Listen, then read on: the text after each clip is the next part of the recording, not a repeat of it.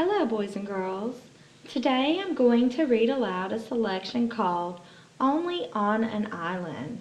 In this selection, you will learn about animals that evolved in unique ways. This is because they lived on islands. You will hear about unusually small deer, unusually large tortoises, the Komodo dragon, and the only swimming lizards on Earth.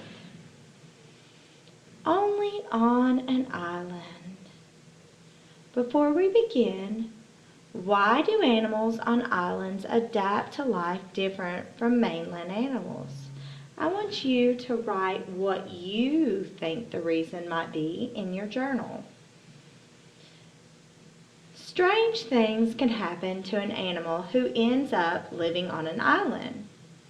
Isolated and cut off from the mainland they were used to, island animals often change over thousands of years to suit their new island surroundings.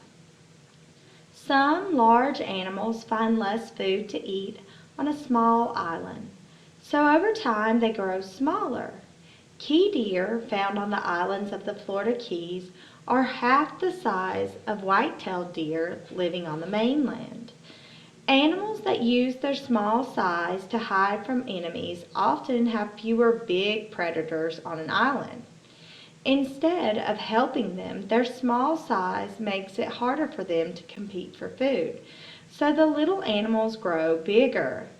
The Galapagos Islands are famous for their giant tortoises, which are big enough to carry a person, heavier and longer than a grown man.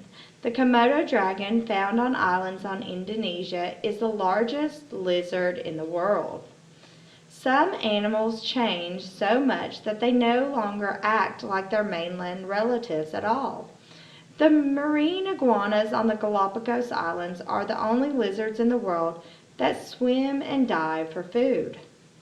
Long ago, when the Kakapoos first flew to the islands of New Zealand, they were like other parrots, daytime birds with big, strong wings.